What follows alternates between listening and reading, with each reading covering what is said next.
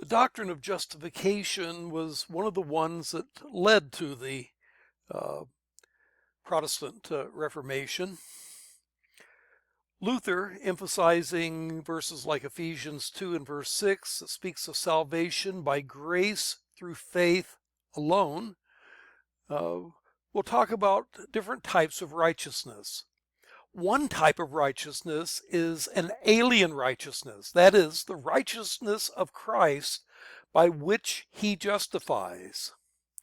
A second kind of righteousness is our proper righteousness, not because we work it alone, but because we work with that first and alien righteousness.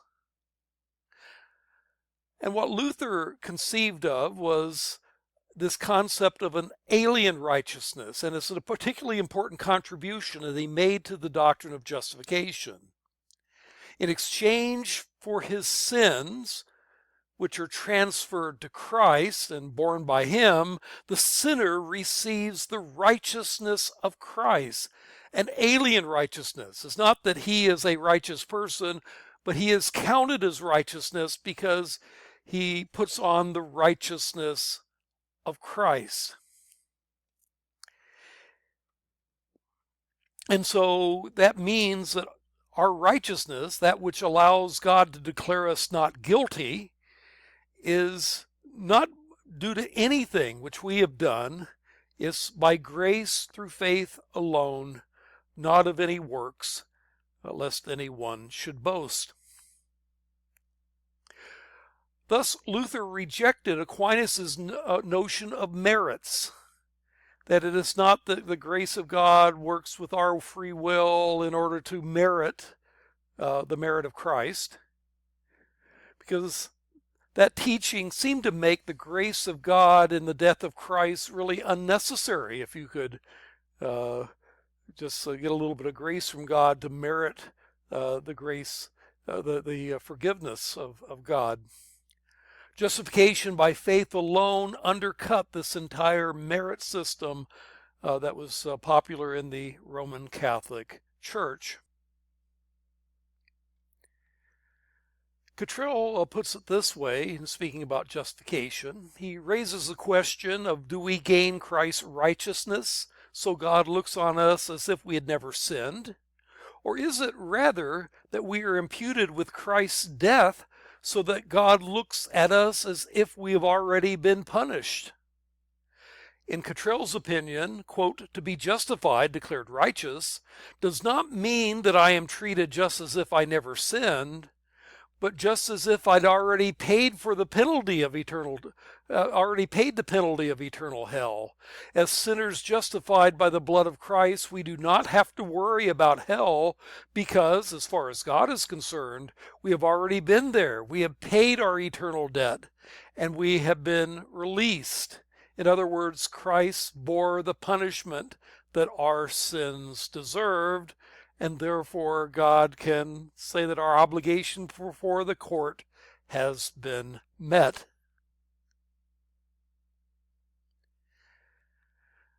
Now, on the basis of Luther's understanding of justification, flow out the 5 solas of the Reformation, or they're all related to it: sola scriptura, sola fide, sola gratia, sola Christo, and sola Deo gloria.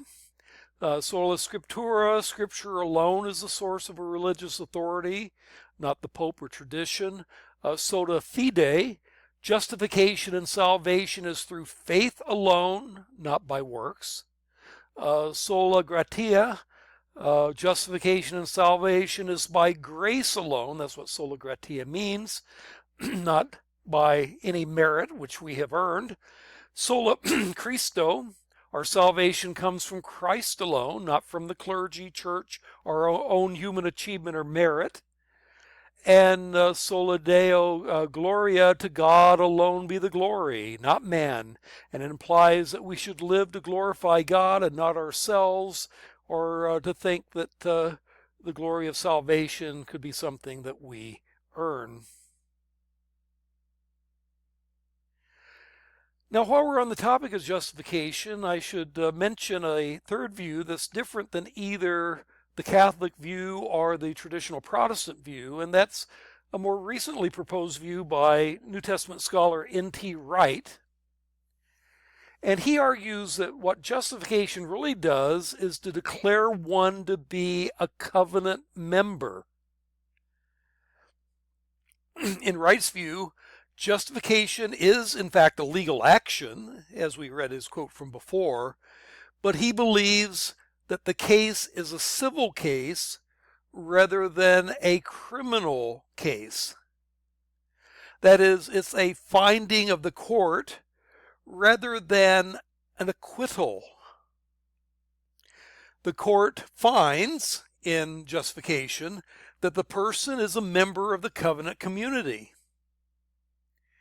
And so it's a legal formalization of the believer's adoption, that he is now legally a child of God, a member of God's family. And so in Wright's understanding of justification, justification is not a verdict of not guilty in a criminal court.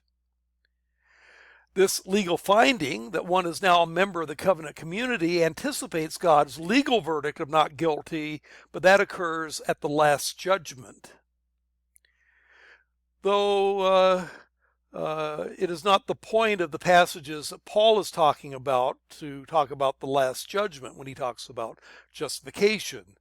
In other words, faith is a sign that you're a member of the covenant community. It means you're a member of the club, as it were. You now have the legal standing to be a member of the covenant community. That's N.T. Wright's view of justification in a nutshell, as far as I understand it. Now, Wright begins with Galatians chapter 3 and 4, where the question is, who are the true children of Abraham? And he argues that Paul's answer is that membership in the Abrahamic covenant belonged to those who believe in the gospel of Jesus, whatever their ethnic background. And having read Galatians this way, then Wright goes back to Romans and reads Roman in the light of his interpretation of Galatians. Whereas the traditional Protestant view tended to do it the other way around. Luther started with Romans and then read Galatians in the light of Romans. Now, N.T. Wright's view on justification is influenced by the so-called new perspective on Paul, which believes that Jews did not hold to an idea of works salvation. And as Wright puts it, Paul's polemic against the works of the law is not directed against those who attempted to earn covenant membership through keeping the Jewish law. Such people do not seem to have existed in the first century, but against those who sought to demonstrate their membership in the covenant through obeying the Jewish law.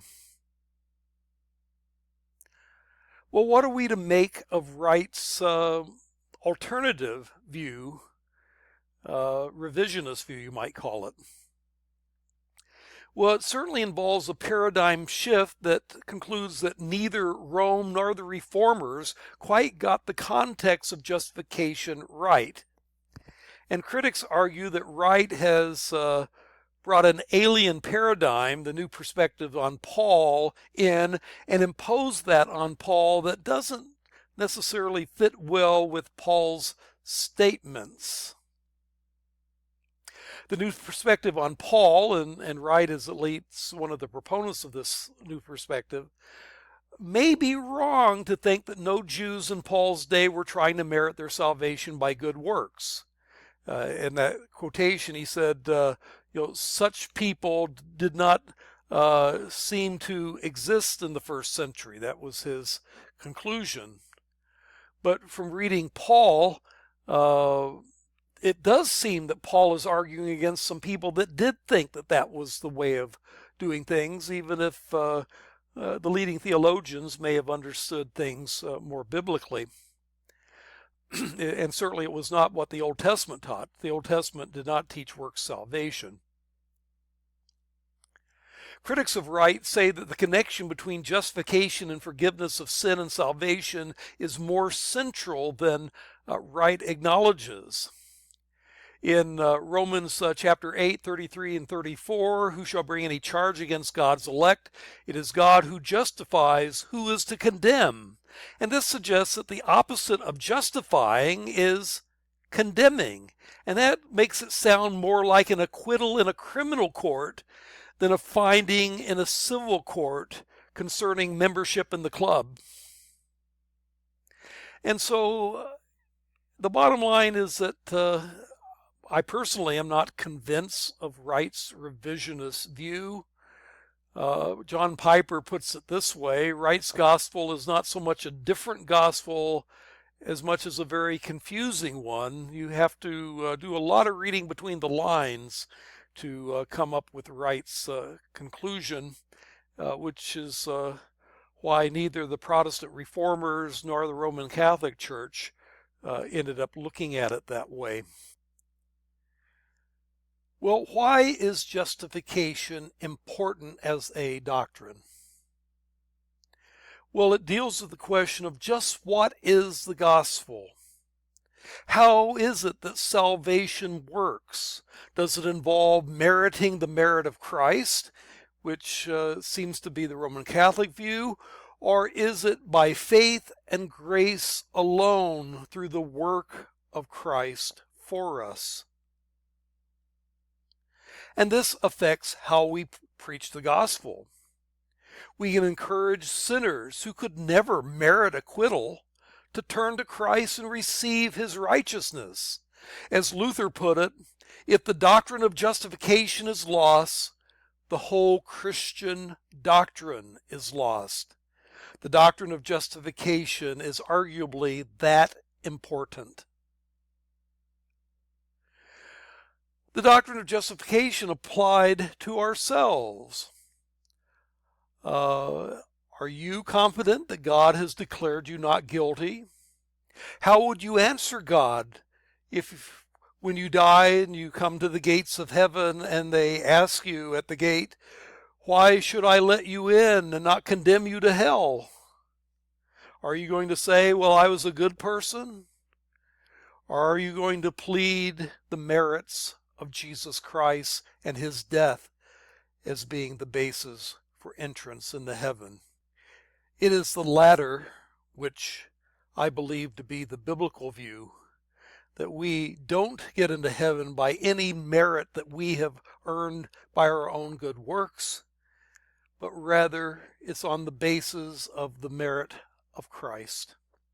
And we must trust in him and trust in his death on our behalf for our justification before God. Well, that's our lecture on justification in our lectures in Christian doctrine.